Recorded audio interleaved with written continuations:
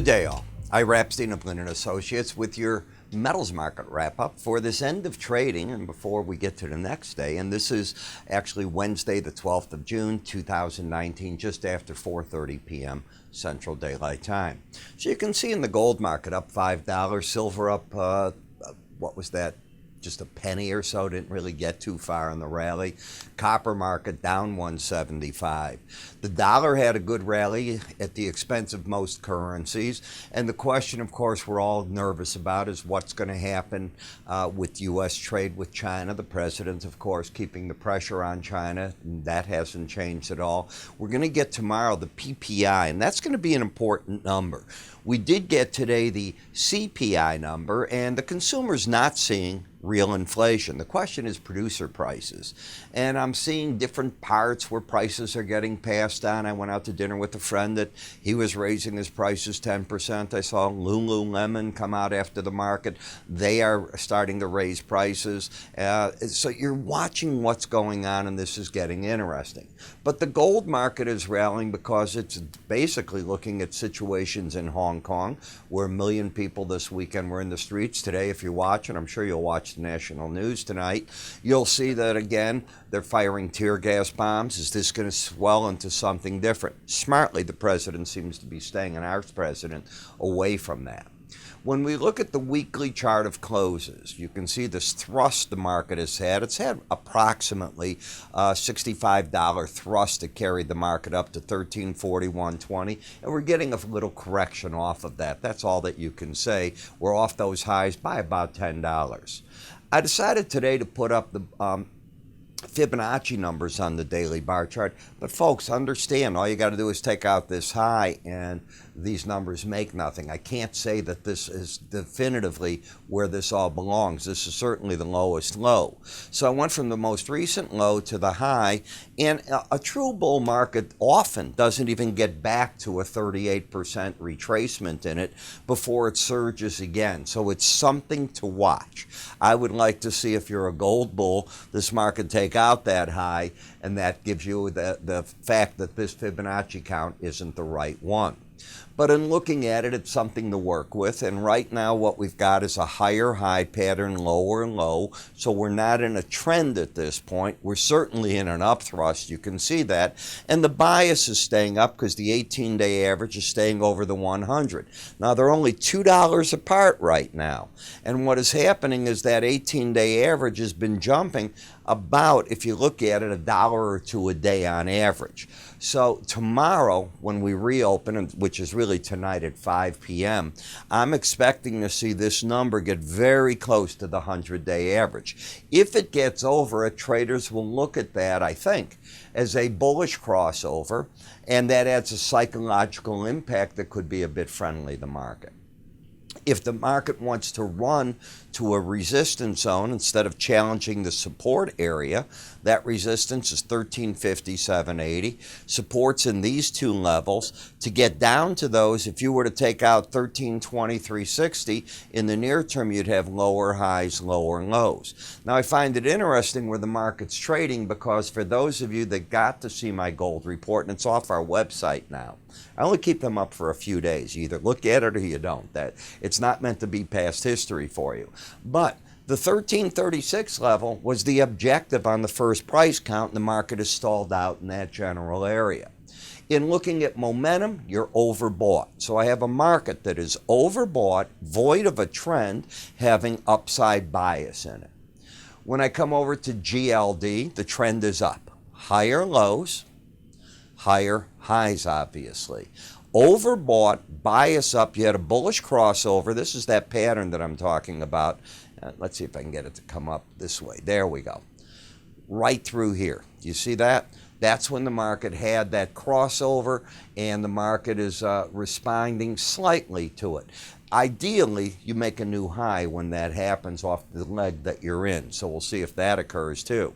When we come to GDX, the gold miners, my eye catches me right here. The fact that it's embedded.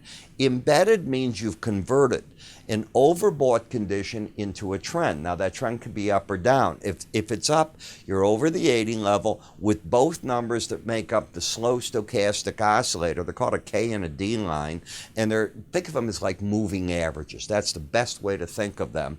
And as long as both are going sideways over 80 for several days or more, you say that the trend is up, and on pullbacks in the market, you expect to see buying. If the red line closes back under 80, I would expect prices to fall back and attack the closest of the key moving averages, in this case, the 100-day. It hasn't happened yet. The gold-silver ratio continues to stay over the 18-day moving average, giving it a bullish bias in favor of gold. Think of these numbers as each number, how many ounces in a perfect world you put into a shopping cart of silver, take it into a coin store, and in a perfect world, it's an exact conversion. Of course, they're going to charge you duties or commissions on each side of the transaction.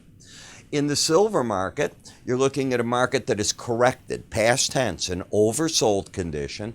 The bias is up. Resistance is pretty clear as far as I'm concerned against the upper Bollinger Band. And remember, Bollinger Band is no more than an algorithm designed to give on the chart an area of resistance, support, and 95% of the time, it's really the key to it, the market will trade within these bands. Now, the pattern that you go into and attack the band is very important, and so far this pattern is neutral. In other words, it's just sideways. In the copper market, you failed on your first challenge of the recent challenge of the 18-day average of closes. Keep in the back of your mind that this 18-day average is very important. It's a filter of many other of the technical indicators, and when prices are under it, I say that the bias is down. Now, the swing line in this case is questionable. The fact that it's questionable has to do with this day.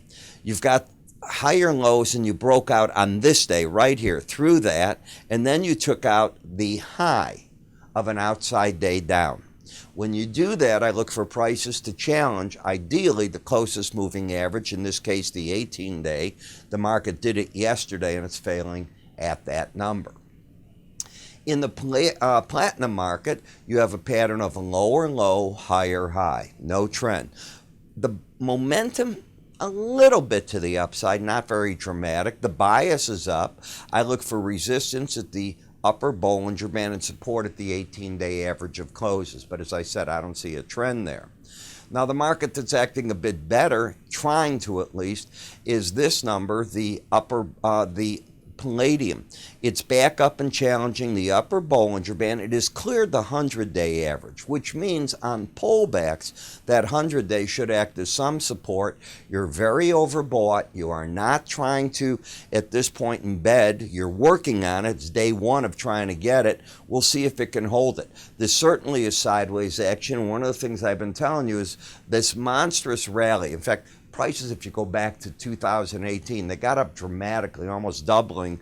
And what we've done is we have found a plateau on that correction where this market seems to be comfortable. In the dollar index, the near-term trend turned back up. You now have higher lows, higher highs. Now, if I come back here, you can see that on the first challenge, you came down to the 100-day average Bollinger Band, came back, challenging these numbers, and today the market lifted off out of there. Because the bias is down, even if you get this bounce here, it's no more to me than correcting an oversold condition in the market. I don't see it yet as the beginning of a trend. It could be if you close over the 18-day average, but it hasn't at this point in time. You know, one of the things that I use or tell people to use when you get into situations like we're in right now are options strategies. And the CME group has put together this booklet on strategies as they see them, and they explain 25 different what they call strategies. And if you're looking to learn how to feel, let's assume you wanted to have a long call position, but maybe you say to yourself, you know, I just don't want to pay the premium. I'd like to collect some premium and keep this all from hurting me so much. This is it, 25 proven strategies. How do you get it? Call us at 866-973-2077. Go to our website at www.iraepstein.com. Sign up for it. It's part of our futures trading kit as well. We'll put it in your hands. I'm Ira Epstein. Have a good day.